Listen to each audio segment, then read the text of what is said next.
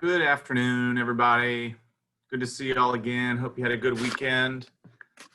Really strange feeling this morning around 8:30. So today was Ben's first day of school. Sadie's been in for a week now. And around 8:30, like Ben was at school and Sadie was at school, even though they were still here and the dogs were still sleeping. And I was like, whoa, like I'm not really responsible for anybody right now for the first time in like 6 months. It was really, really weird. And I had to those of you with children and or pets, know that it's like, wait a second, what? I'm not like responsible on a minute to minute basis for living things in my house. It's really, really strange. So I had to like take 5 minutes and just breathe and just be like, wow, this is weird. So that was around 8:30 this morning, but now I'm here, I'm responsible for all of you, which I enjoy. So good to see you. Welcome back. Let's get started. You guys may or may not have heard this movement for today being a scholar strike, sort of in support of Black lives and in sort of solidarity with other workers struck, sort of as part of the movement, sort of in recognition of police brutality in Black communities and against Black individuals. I was debating what to do with that, but I actually think that teaching Brown versus Board of Education on this particular day is more appropriate than any strike could be. So fortuitously for me, we happen to hit Brown on this particular day. So, I want to acknowledge that is going on and acknowledge that our work here in this class and in this particular class day, the juxtaposition of this celebrated legal decision, which is rightly celebrated in a lot of ways, but reveals that it was, to the world we live in today reveals just how, limited the impact on bringing us all together in a kumbaya was in the aftermath of Brown versus Board of Education. That's something I think we all already know, but I think that it is appropriate to just sort of recognize it in the context in which we are having our course. Anybody want to, have any initial or reactions or thoughts on that front? I don't want to, sort of just open the topic and then close it down. If there's anyone out there that, has anything that's on their heart or not. Okay. So Brown versus Board of Education, is a central part of my research and therefore my professional career. It is probably, if I had to sort of do some biography, it is probably what I had in mind when I applied to law school in the first place. The idea that a litigator could, sort of convince Supreme Court and that the Constitution, which had meant one thing, now ought to mean something different in recognition of the sort of injustice of the prior interpretation of the Constitution. So it really is something that has been central to me for quite a long time. And I'd say that all just as a way of introduction, because what I would like to do in this class and what I like to do each year in this class is, I'm not trying to tear Brown down, but, I've studied Brown quite a bit, and it's a lot more complicated than I thought it was when I, would use it as my kind of lodestar when I was applying to law school. It's a much more complicated backstory. It's a much more complicated opinion itself. And it's I think people mostly understand that it has a very complicated after story, from the 1954 decision up until today. And so I want to put out there that I think Brown is really, really, really important. and really important step forward, because I'm going to encourage all of us to engage in a really thorough critique of Brown. So not to just accept the hero story of, oh, there was segregation and then Brown happened and all of a sudden the Constitution was all good and everything was great. And so, well, I think it was an important step. I just want to make, I'm going to force us to try to be maybe more critical of Brown than, than I had to be at this point in my law school career or in my life, and maybe than you guys have had to as well. So we spent on Friday some time talking about Sweatt and McLaurin, and we spent a lot of time last week talking about litigation strategy. And one thing we identified in Sweatt and McLaurin was that the focus seemed to be on not overturning Plessy, but finding inequality, right? So they found if Plessy said the Constitution requires equal, even though it's okay for there to be separate, what the court kept doing in Mendez and in Sweatt and in McLaurin was, even though they were being prodded by plaintiffs to overturn that Plessy doctrine, they were reluctant to do so. And so instead what they found was inequality. And they said, oh, it's not equal, and therefore, well, in Mendez it's a little different, but in Sweatt and McLaurin, it's not equal because the reputations of the schools are different, and that's not equal. Or in McLaurin, it's not equal because part of the experience of schooling is interaction with peers, and so he's not getting the same thing, and so it's not equal. So we don't actually have to overturn Plessy here in order to strike down what the Texas Law School or the Oklahoma Grad School were doing. And so they're resisting this prod to confront Plessy directly. And this is actually a really frustrating experience for the lawyers that are pushing this, this overturned Plessy litigation. Because quite frankly, they could have won over and over and over and over again on inequality. And so if you think of the Plessy doctrine as saying equal is okay and constitutional, even if it is required by the Constitution, they're saying equal is required by the Constitution and separate is permissible. Okay, so if that's what the Plessy doctrine is, and and things are unequal, well, then it's easy to win those cases.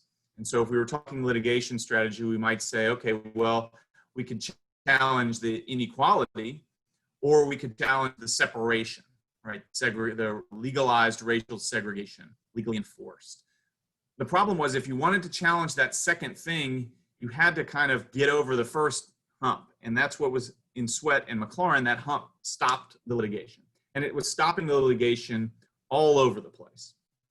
And so you would go to a school, let's say once you had Sweatt and McLaurin as precedents that inequality or what has to be equal is not just the facilities and not just the experience of the teachers, but also the reputation of the schools and the student experience of the students. And so your broadening has to be equal in McLaurin. And you go to a school district in South Carolina and you say, hey, we want to challenge Plessy.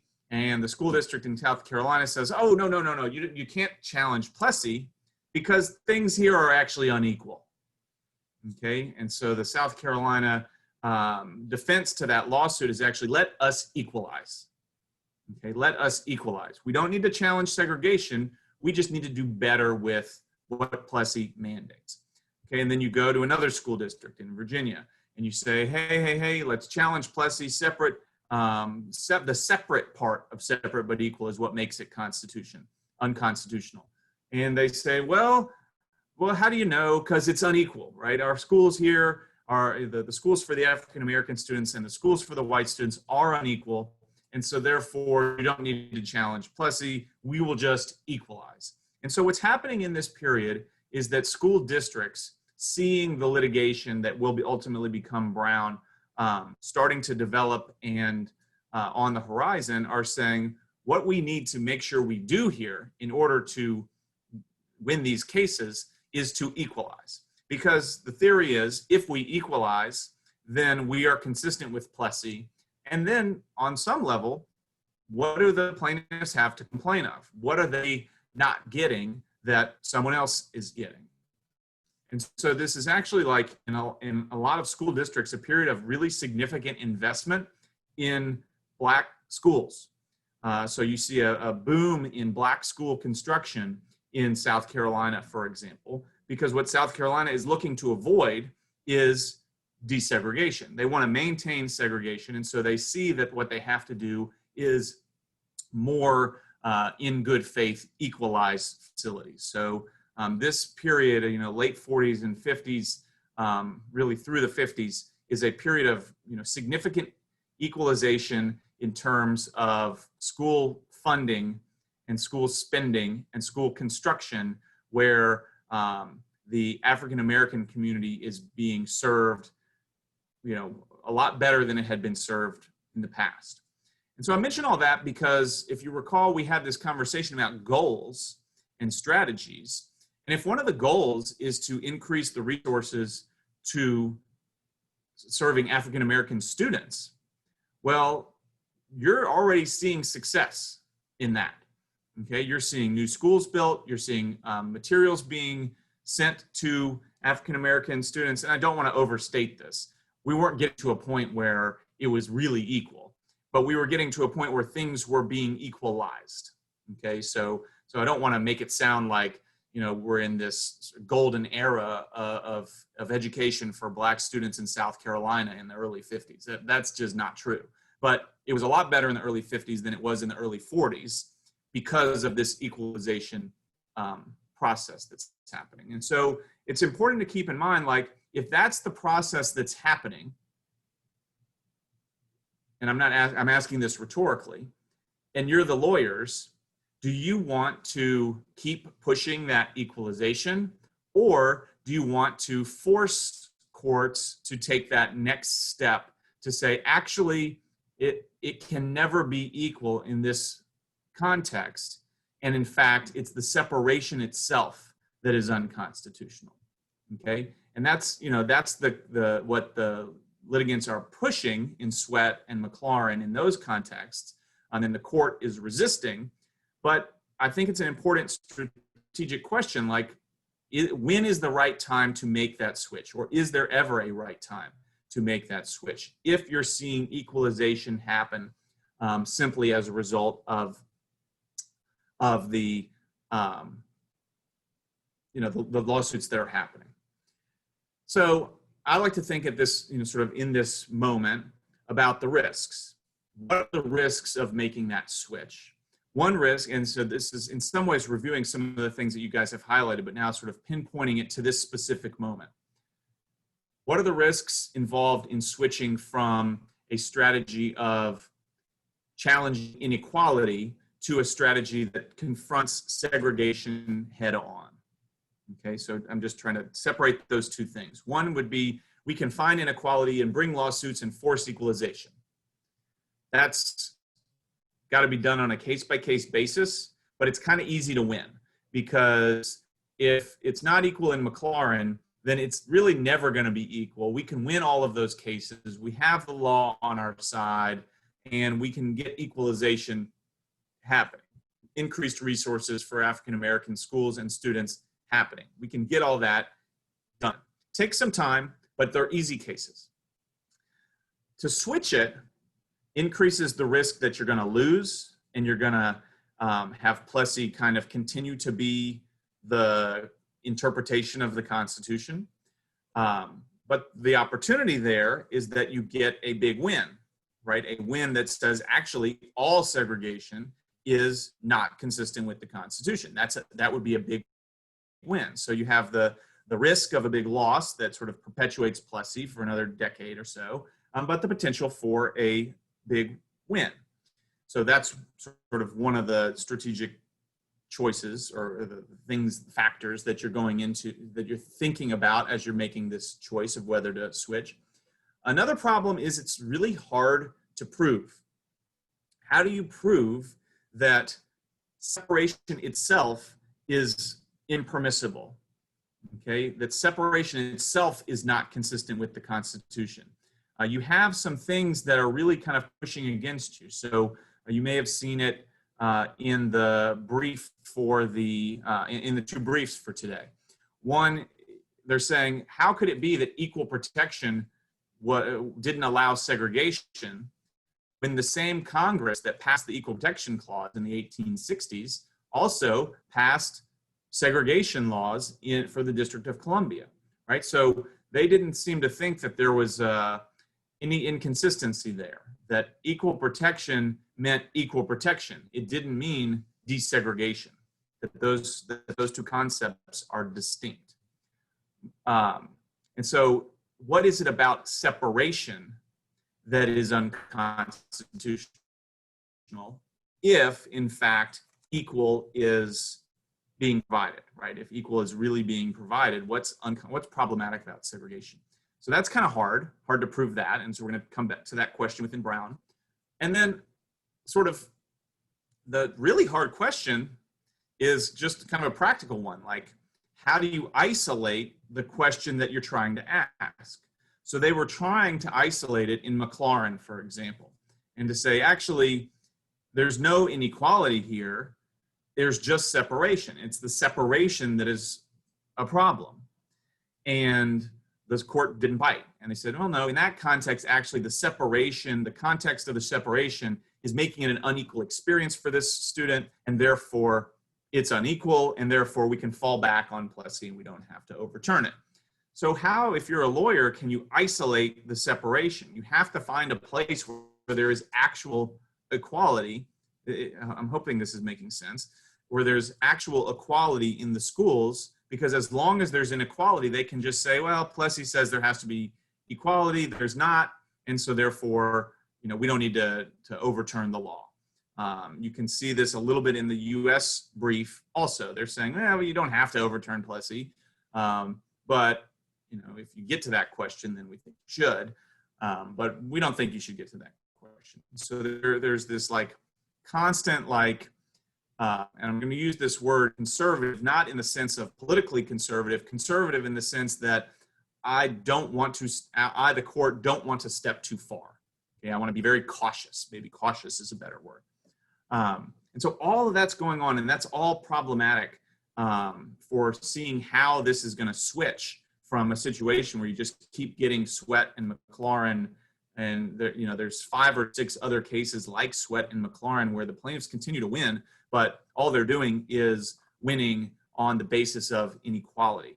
How you could transition to a situation where you're actually challenging the segregation in itself. So sometimes it's phrased as challenging segregation per se, right? Like, even if everything is equal, is segregation unconstitutional? Very difficult to isolate that particular question. Okay, that's a lot of information. I'm going to pause for a second. Are there questions? What have I not clearly expressed here, or reactions? Heather, I see your hand. Hi, yeah. So you briefly said that you were talking about overturning Plessy. I was under the impression that Brown didn't overturn Plessy. It just kind of added new law that made Plessy law kind of not applicable, but they never blatantly overturned Plessy. That's what my understanding was. Yeah, so we're going to have that discussion about, once we go through Brown, I want to ask that question. So I'd sort of encourage all of you to keep that in mind. Did they overturn Plessy or did they not overturn Plessy? They said that they overturned Plessy, and sort of in spirit they seem to, but on the letter of the law, did they overturn Plessy? So I'm going to hold on to that and encourage everybody to sort of think about that as we continue the Brown discussion. Any other questions, reactions, or thoughts? Sometimes I get ahead of myself on this topic, and I'm not bringing my students with me. So if that's what's happening, please pause me. And we good? Okay. So I'm seeing net heads nodding, and so I guess that means we're going to move forward. So what I want to do,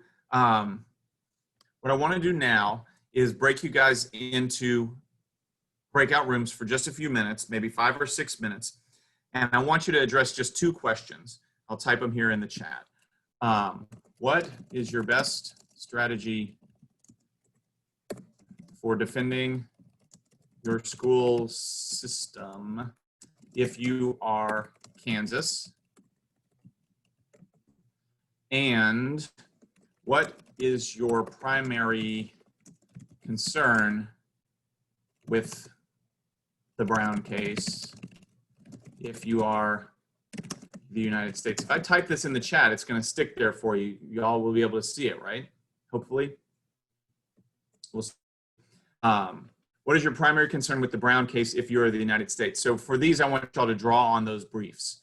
What was the best strategy that Kansas seemed to utilize? And I'll talk a little bit when we come back about how Kansas may have sat differently than the other states where the cases were unfolding. And what is your primary concern with the Brown case if you are the United States, the federal government? Okay, so I'm gonna split y'all into rooms. So let's take like 3 or 4 minutes on each one, so 6 or 7 minutes, and then we'll come back here. Okay, sound like a plan? See y'all in a little bit.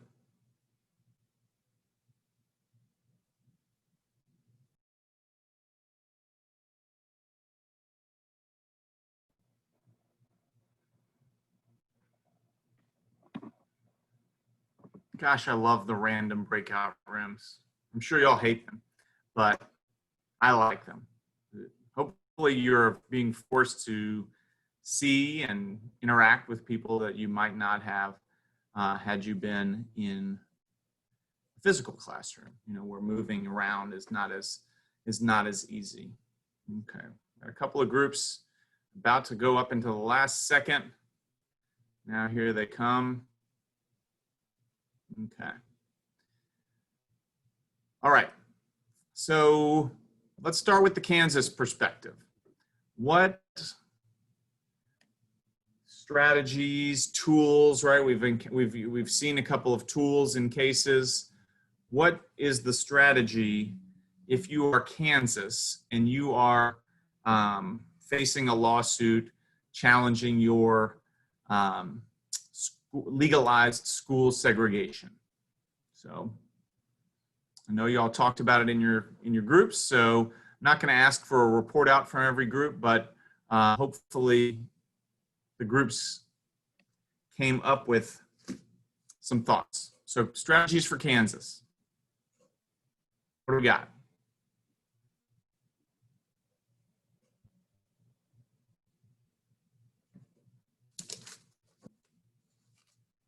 Pull out my panelists list here. Yeah, Lindsay. What?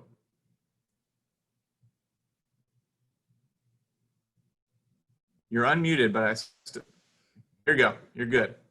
You have like a delay on there. I think you hit unmute and then there's a 5-second delay. I don't know what's the deal.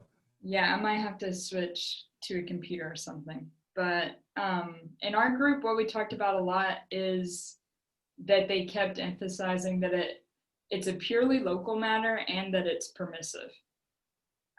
So they pointed out that there are only like 9 out of 12 cities that actually use the segregation. I think it's in a statute, but yeah, not everybody was doing it. And when they were doing it, they were taking care to make sure it was equal. Okay, so a few different things in there. One, it's a local matter. How does that connect to any of the things that we've seen used in other cases in terms of a tool or a tactic used? Lindsay, I'm still looking at you. About our strategies and tools, how it relates back, but deference, I think, maybe, is that what we call it? Yeah, deference to local authorities, right? So that's what it sounds like. Leave it to us. And could someone build off this point that Lindsay made about it's permissive? What difference does that make? It's permissive. How does that make it constitutional? Or does it? Why is that how is that a helpful argument for them?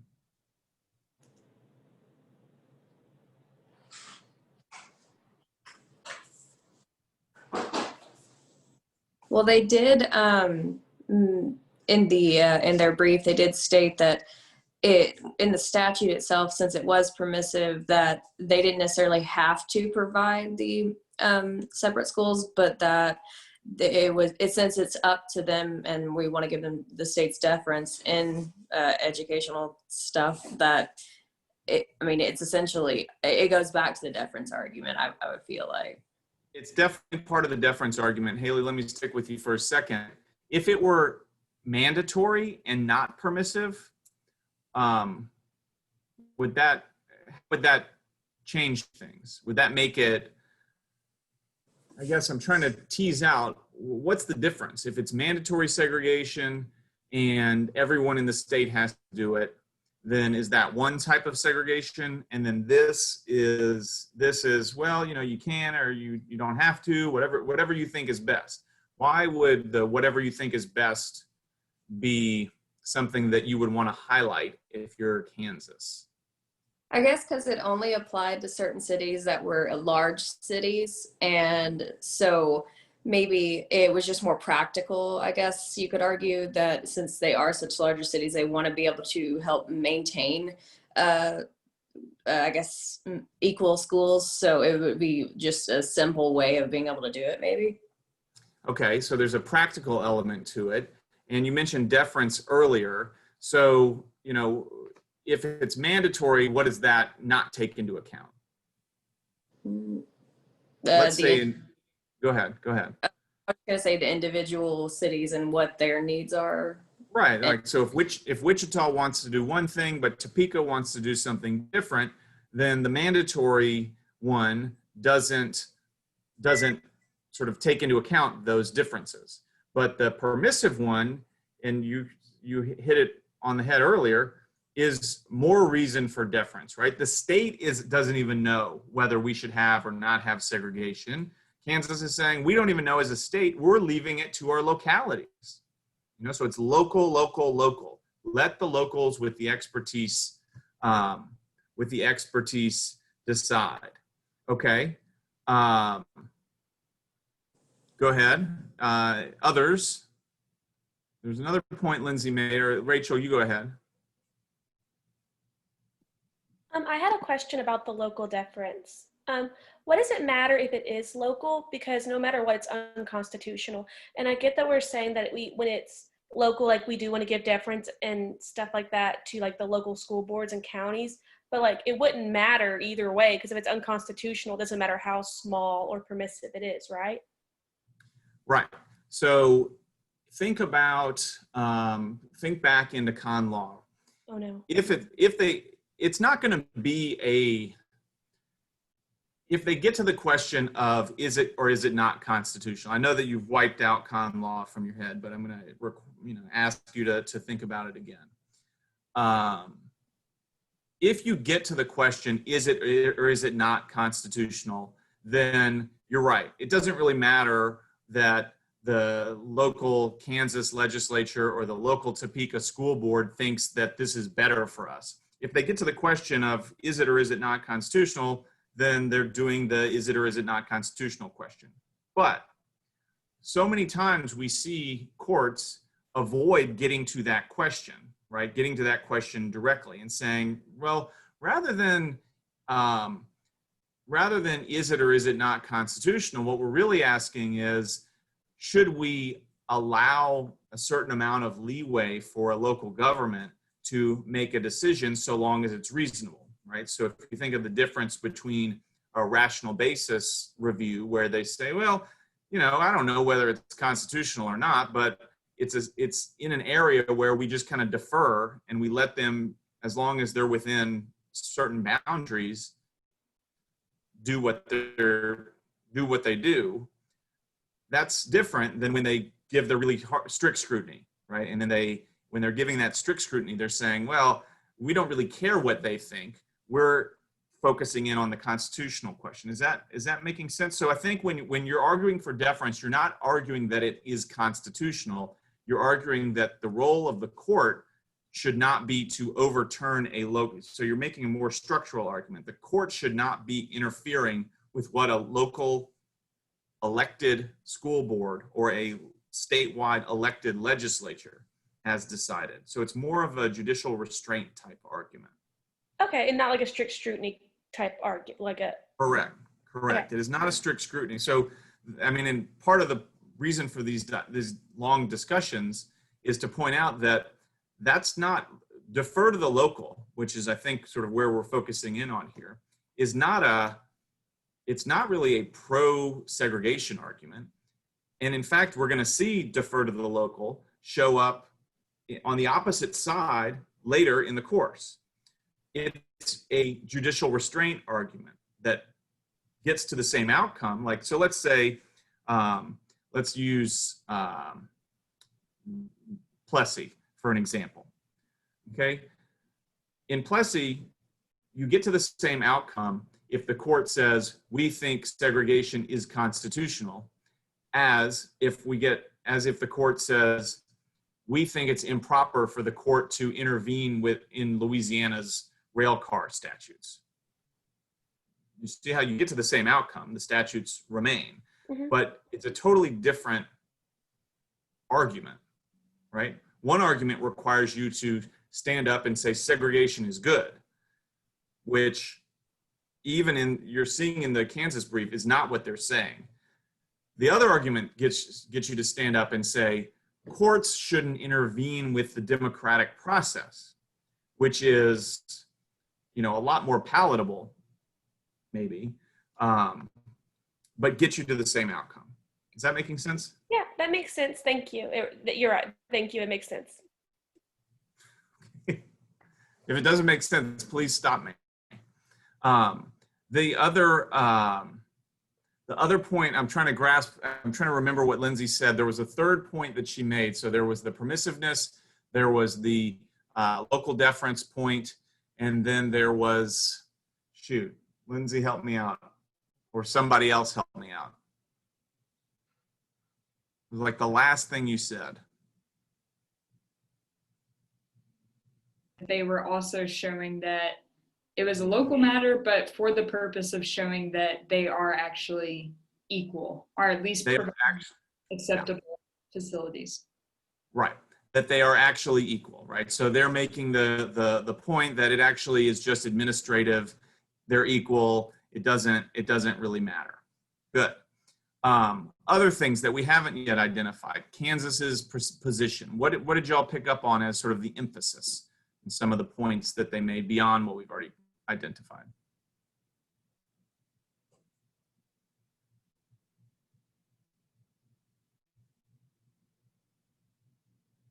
I think someone in our group, and it's me kind of paraphrasing, but law not imposing the prejudice is not an issue of the law. It's something I kind of got from our conversation. So go ahead. Sorry. No, I was just asking if you can kind of inform us about that a bit more. So you're saying the point, and whoever it is that's being paraphrased, feel free to pipe to step in here. But I think I understood the point as being that law is not, that this is not about inequality or, discrimination or putting any group down. This is more just, this is what we think is what our community needs. Darius, am I understanding you right? So that may be right. What I took from it, and the reason I wrote it down, because I was thinking, okay, well, it is a prejudice still going on. But again, this is not something, I guess when you go back to the permissive situation, I guess it's not something that's forced upon the people. It is something that the decision people are deciding that they want to do. So that's kind of how I took it. So. Yeah. So would you say, Darius, that Kansas is trying to distance themselves from the this is prejudice argument, or are they embracing the this is prejudice argument?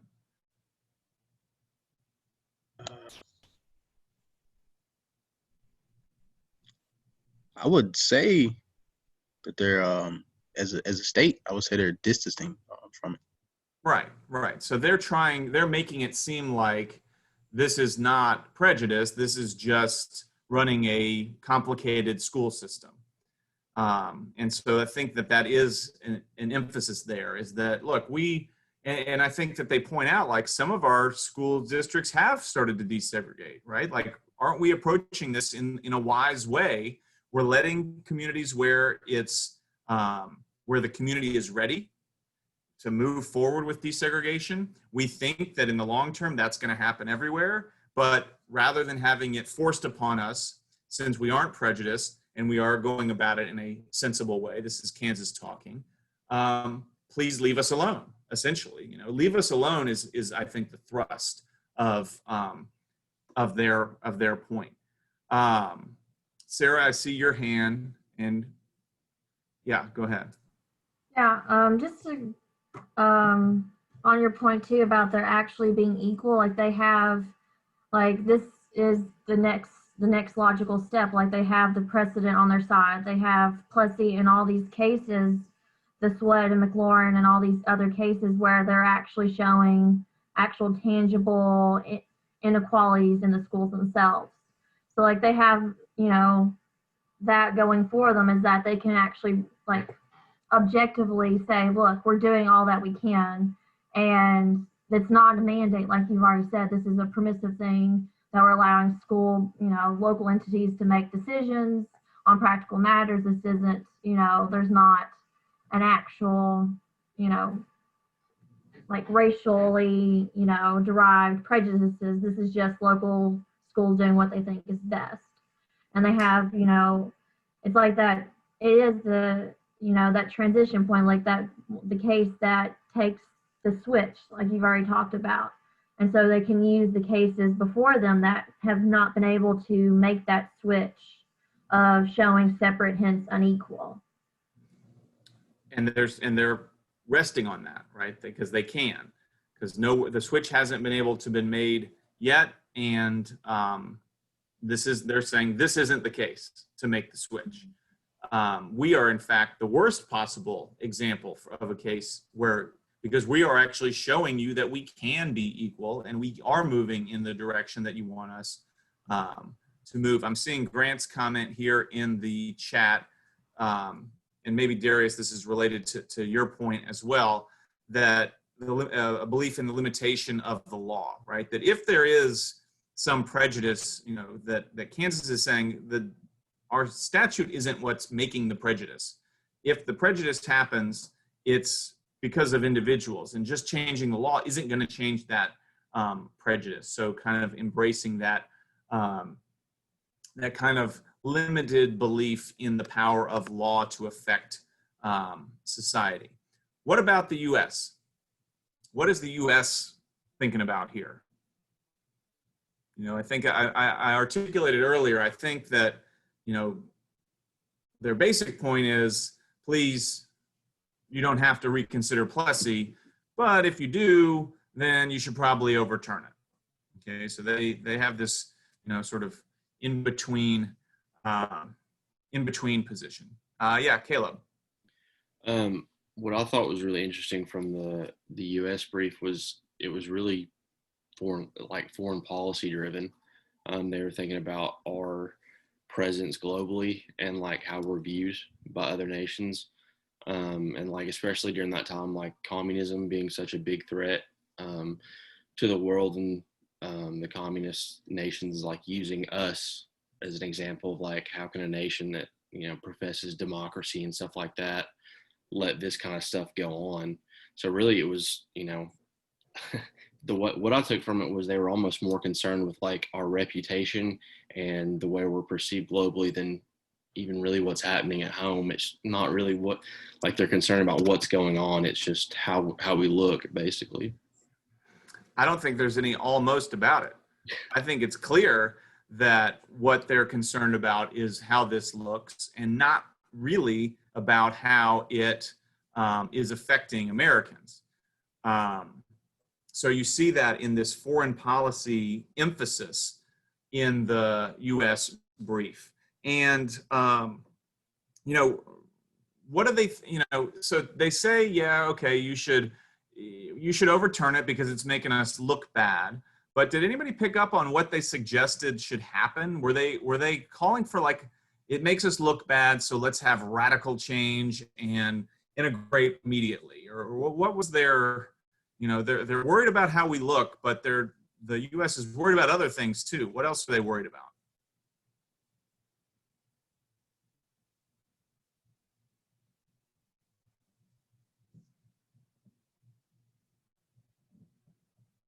Maybe I'll ask it as a yes or no.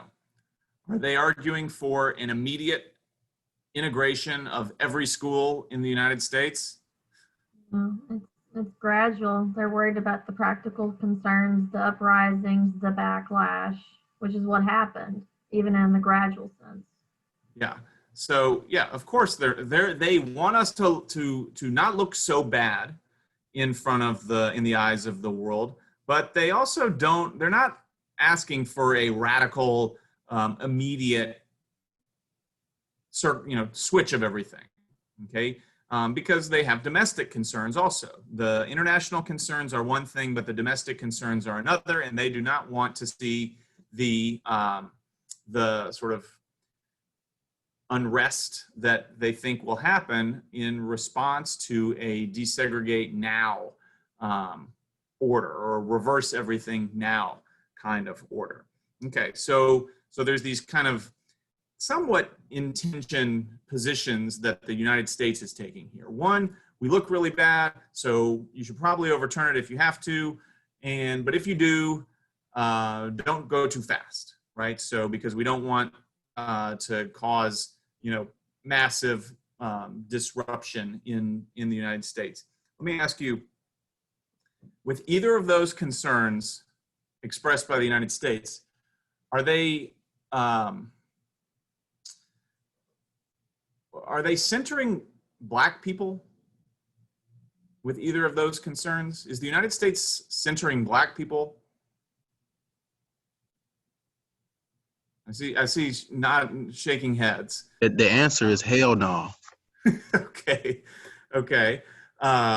They're certainly not, right? The backlash that they're prioritizing here is a backlash from the Southern communities, the white Southern communities that would be impacted by this. They're not worried about the, whatever gains might be had by the Black community, or whatever gains might be lost in the meantime during a gradual progression in the Black community. In the international sphere, it's really not about the internal race justice in our country at all. It's really just about public relations in the fight against communist propaganda. And so, that I just want to highlight that, because a lot of people point to this brief as the brief that drives the Brown decision more than the heroic lawyers of the plaintiffs, more than the heroic plaintiffs themselves, more than the public tone of the time that was maybe shifting away from hardcore segregation. That in fact, it's the U.S. brief that is the driving force that gets the unanimous decision in the Brown case. Okay, other comments on these two briefs before we move into Brown itself? Thoughts, reactions, surprises? Well, I had a question. That, I don't know, like, and I may be like misguided, but when I was reading this, I was just thinking, okay, how can you like use some of those arguments or support to like against like police brutality going on? Like, because that's all I can really think about is like there's this some type of connection. I don't know how to argue it or how this is brought up, but I would just like to somehow say there's some type of connection and how you can still make an argument about like there's an inferiority complex, going on with this idea, or just the fact that it doesn't make us look good in the public relations part either. When the news, when I'm over China a couple years back, people are asking me about, how is this and that and that. Well, I mean, I'm just saying, like, I don't see how this doesn't connect to the same situation. Yes. Are you speaking about the arguments in the U.S. brief in particular? Yes, in the amicus, and I was Yeah. just, I started to Yeah. email you, but I didn't know how to phrase it. Yeah. Well, I think that, and I would open really the floor up to other people's reactions here. My thought is twofold. One, I think that the gradualism argument you're still seeing.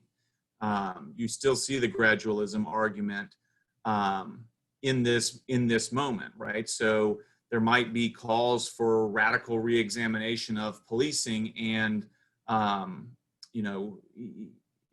even among those who those leaders, political leaders, who are sort of on board with that idea of reexamining policing, the push is in a lot of places for gradualism. And so I think that you see that repeated today. So that's a good connection, right? So if the point of the course is law and social change, you need to know, like, what are the various arguments that are likely to be employed? And here we see in 1954, the United States employing a facially sympathetic argument towards striking down Plessy, right? The United States is taking the position that Plessy should be struck down. And I don't want that to be missed here, okay? For whatever reasons that the Eisenhower administration had, that they did take that position, okay? But in taking that position, they are pushing for, they took it for international reasons as opposed to justice, but they're also pushing for gradualism. So too today, we're seeing, even among those jurisdictions where there is sympathy towards the idea of reexamining policing, you see the gradualism as an argument. On the other point, with the international relations, I think that the context of the Cold War is really hard to duplicate in 2020. It's just the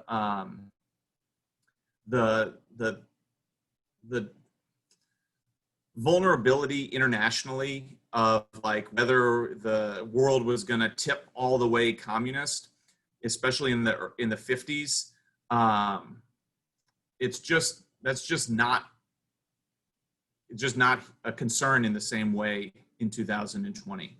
And so I don't feel like that restraint, that, like, oh, we're an outlier internationally or we're embarrassing ourselves internationally, I just don't think that that's as effective an argument today as it would have been at this particular time. That's my opinion. I don't know if other people who know more, in terms of international history or international relations, might feel differently about that.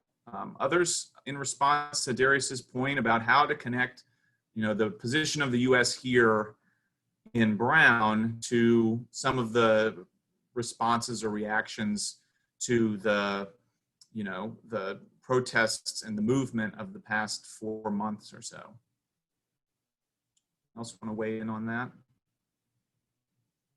Or Darius, do you have a thought? No, I'm writing down whatever you said. So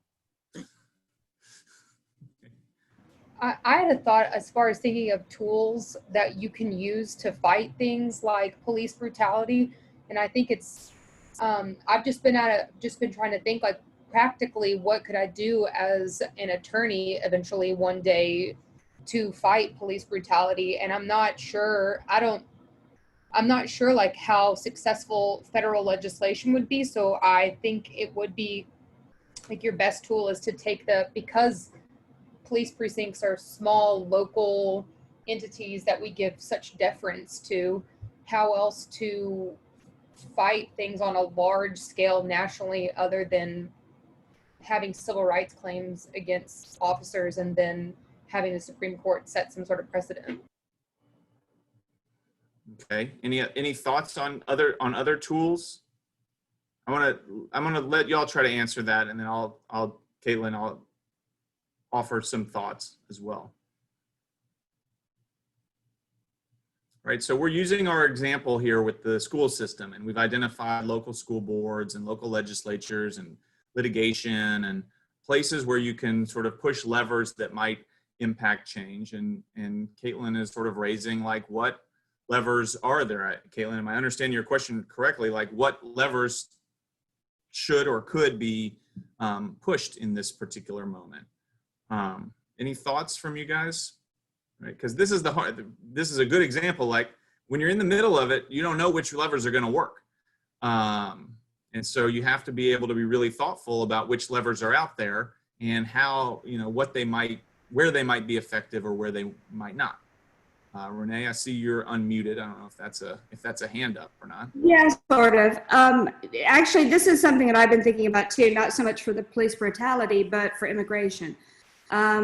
Because this is one of the avenues that I've been looking at to try to get some things written out there about how to affect change. And one of the things I was looking at was in the past, international pressure has always been a pretty effective tool. That if you get a lot of international pressure on the United States and the United States starts to feel like they look bad, as in the case here in Brown, things start to happen. You can use that as leverage. I am not convinced that that is an effective tool anymore, because I don't know that the majority of people in the country care about what the perception of America is outside of the country. So I kind of feeling like we've lost that as a tool myself, but I mean, others might have other opinions. Okay. Any others? So maybe international, sort of appealing to our standing internationally has lost its power as a lever. Sarah? Yeah, I think to respond to it, I think that's really interesting because I think we have that shows how toxic the idea of American exceptionalism is. And so it's like, even if we're being different, it's okay because we're Americans and that's fine. And so if we do things that, others might be perceived as wrong or problematic, it's okay. I think in a big sense, I think a lot of change always stems, and it's, with my mind, I would like people to have the right intentions and do things because it's the right thing to do. But a lot of times things are being driven and change is driven by the change makers, the people who have the power to make things structural change comes from self-interest. And so figuring out and identifying how can we make change makers, people in positions of power, see that what we are advocating for is in their self-interest. And the next question is, how do we change if the question isn't, well, this is a bad PR thing internationally. What is the next thing with our self-interest? And so I think that's why, with boycotts and direct action and things where we're really showing and putting our money where our mouth is, or lack of money, we can push businesses and entities to serve us. So I think, again, anything you do, you have to figure out what is motivating the people in power and how can I motivate them by showing that it is in their interest to serve me. Yeah, and I would just add on this point, if the basis for a decision like Brown is in international concern, then if that international concern goes away, then where does the United States position on desegregation go, right? So if the motivation is economic, then so it's just important to connect your tactic with your goal, because it might have been a winning argument in 1954 that we need to have desegregation in order to fight communism, but in 1970, the country might have fallen out differently on that particular question. I saw Chelsea's hand up. I don't know if you've rescinded. No, so I mean, kind of just going back on what Renee said about how maybe the general population, if I understood her right, that the general population of Americans might not necessarily agree with what other countries think about us. But I think if other countries stop doing business with us, so kind of in what Sarah was saying, then it might not be a popular kind of action, but as opposed to like, well, now like the government's not getting like their money from say China or whoever, like then that might force them to make preemptive changes. I mean, because money makes the world go round, right? So. Mm-hmm. Good. Lewis, see your hand up. Yeah, I think maybe right now we're hopefully living under kind of a aberration of an administration in terms of like who sets foreign policy and things like that. Not that in the past it's always been perfect or anything like that, but I mean, we still, in terms of social justice issues, I mean, a lot of people, even in our government, still, hammer China for their treatment of the Uyghurs, or, hammer, Russia or Belarus or whoever has dictators and their treatment of political so we still, go after other countries for things like that. And so I think that at some point when we hopefully have an administration that sets foreign policy that does care about America's standing internationally, which I think we've traditionally been very proud of, rightfully or not, I think that you can start bringing those arguments of how can we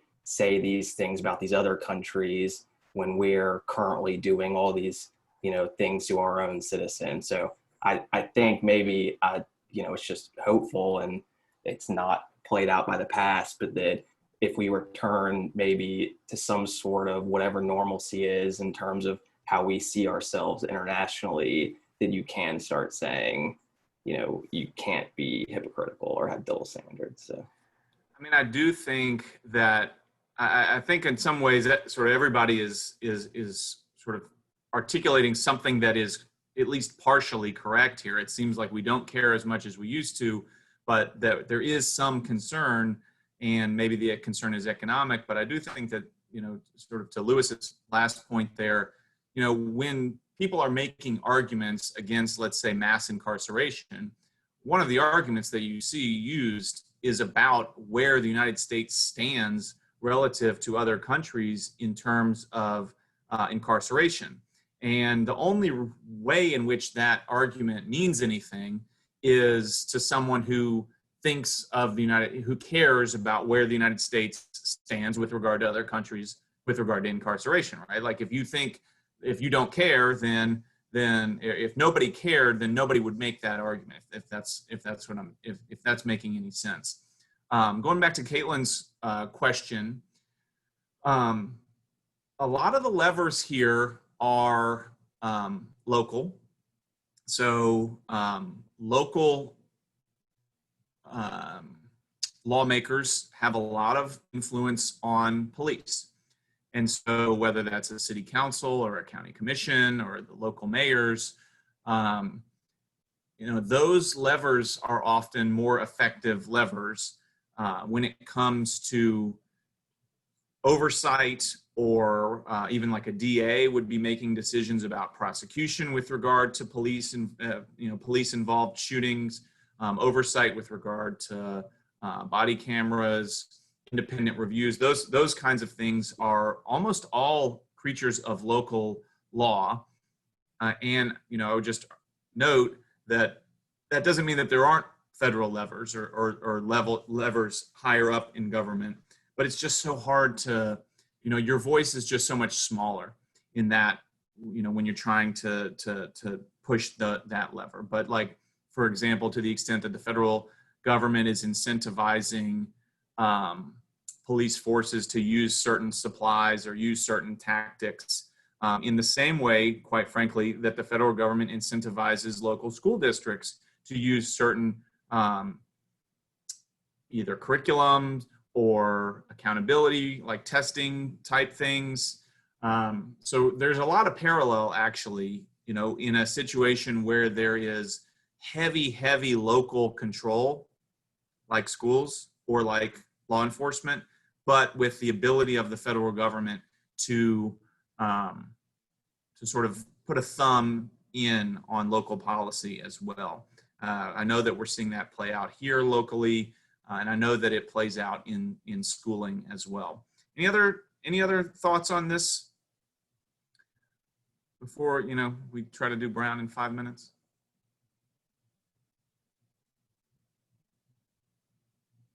I think it's a good conversation. That's why I don't mind that we're pushing Brown.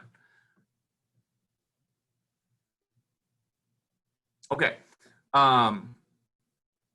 So we're not going to get into the opinion itself, but I want to set it up before Friday. And Friday we'll focus in on the opinion itself and the aftermath. I'm going to put up some sort of hypos, some post-Brown policy hypos to sort of get us a sense of what happens next after Brown, because that becomes an important part of the story as we continue to trace this narrative. So a few different things. One, there's 5 cases that, and hopefully you guys could get this from the case itself, but I just want to make sure that we're all on the same page with it. There's 5 cases that make up the Brown case. 4 from states, Delaware, Virginia, South Carolina, and Kansas. So Kansas is the one that gives us Brown itself, but the 3 other cases are just as important. It just happens that Brown was alphabetically first. And so that's why it's known as Brown versus Board of Education of Topeka. It's really 4 different cases in one. And then the 5th case is from Washington, D.C. And so it's a little bit different legally because D.C. is not bound by the Equal Protection Clause in the same way as states are bound by the Equal Protection Clause.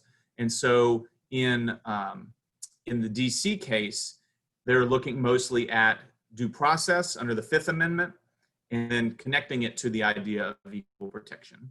Okay, so just a slight difference. The outcomes, don't end up being terribly different. Just the analysis has to be different because of the different jurisdictional things. So it's coming from five different places, and the arguments in the 5 different places are somewhat different. So if I had given you the brief from South Carolina, for example, you would have actually gotten a different sense of the way that segregation was defended from South Carolina versus what you got from Kansas. I choose to assign the Kansas brief in large part because there's one quirk with the Kansas case that I want to highlight in a second, and 2, because it's, at least in my mind, the least offensive of the state briefs. So if you read the South Carolina brief, for example, you would see things like segregation is good. Kansas isn't really saying that.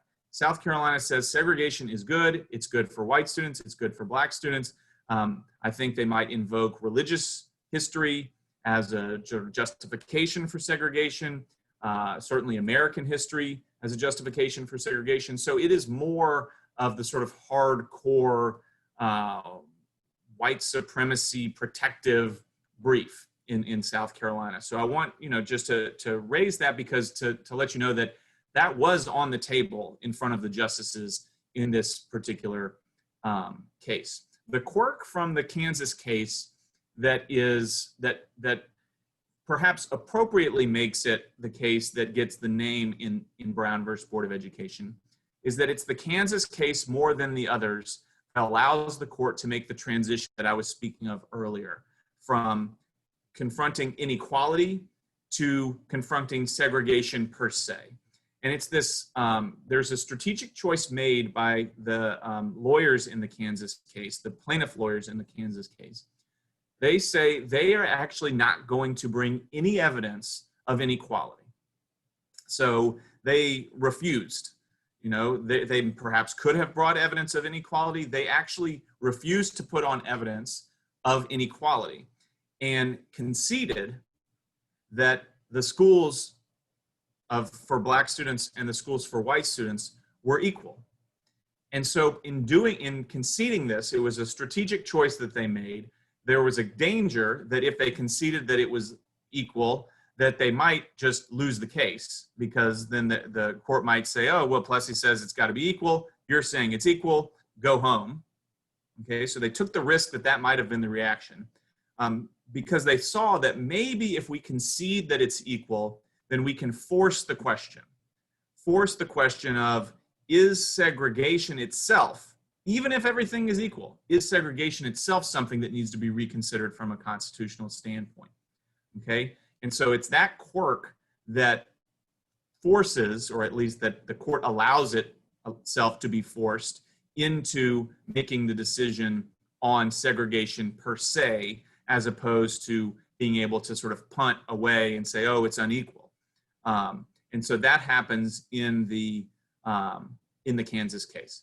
Okay, so we'll pick up with the case itself. I'm going to add a couple of things for Friday for reading, so check up there before Friday, obviously. We'll begin with the case, and then we'll start to work through the aftermath.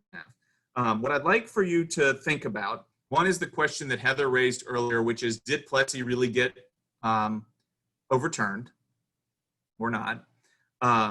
Two, is this a decision that has more to do with education or has more to do with sort of racial hierarchies and racial prejudice, right? Is it a schools case that happens to be about race, or is it a race case that happens to be about schools? Okay, so those two questions. And then third,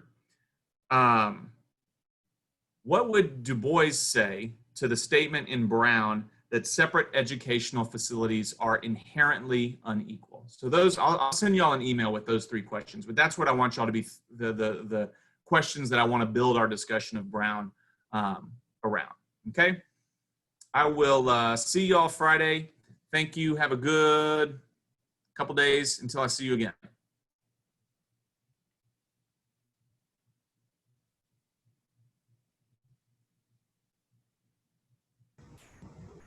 Professor Q. Hey, Keisha. Are you actually there? No, you couldn't possibly be there, right? You're outside at the school? Mm-hmm. Huh. Are you hanging off the balcony?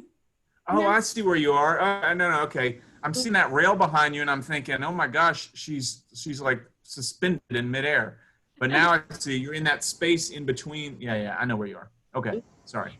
My question was, for one of the considerations that you asked, like if we're thinking about the change that needs to be made and the steps that we can take, in the U.S. amicus brief, it talked about like the role of the Constitution and how it's not supposed to be like this, like just a doctrine that's not changed and how it's living, and it should change with the times. Is that one of the things that could be raised as a change that should be made? It's just like looking at the Constitution itself and, making edits to it based on what the times are and not what they were. Absolutely. I mean, you see, I forget who it was that I was having the exchange with, but like when somebody says, rarely do people in law school class, or even if, or in public debates, or, in any sort of public fashion, rarely do you see anyone saying, like, let's put it in the 1950s, like, segregation is good, let's do segregation. We love it because we know that it keeps a certain segment of the population down and it keeps our power. Like, nobody says that. Even though, if I'm speaking for myself, like, that's clearly what people are thinking or what's driving them to take these positions. Instead, they're like cleansing it into defer to the locals, or judicial restraint, or what you're raising, let's interpret the Constitution how the founders interpreted it, or how it was interpreted, stare decisis, and it's always been this way, and we can't, like that kind of thing, and in the abstract, like I don't know that there's anything wrong with any of those things. Like deference to the local kind of makes intuitive sense, and like stare decisis makes intuitive sense, and so like judicial restraint makes intuitive. Like those are all like legitimate positions, but when they get employed in this way, we have to be on the lookout for that. That are they being employed on their own, for their own, like, is it judicial restraint? Because I believe so strongly in judicial restraint that even if the result is unjust, then I believe in judicial restraint, which I guess is a defensible position. Or is it judicial restraint because I'm trying to protect this other thing? And I think that the point you're raising about the meaning of the Constitution is the same kind of thing. It's like, it's put out there as though it's a neutral position. Like Am I understanding you correctly? Mm-hmm. Mm-hmm. Yeah, it's so you know, the interpretation of the Constitution is neutral. This is the way that it would be articulated, and therefore it shouldn't change based on different contexts. You know, but when that's being employed in a way that leads to, you know, a justification for a clearly, the word I would use is subjugating, right? It pushes down groups of Americans. Like, that's, you have to call people out on that. And so one of the ways in which that gets called out is, I think, what you're articulating, which is that the Constitution must be read in the context in which the case is arriving, not in the context of some you know, abstract question. Okay. I don't know. Does that make sense? Yes, sir. All right, that's helpful. I just wanted clarification on it. Okay. All right. See you later. Friday. Yep. Bye. Bye.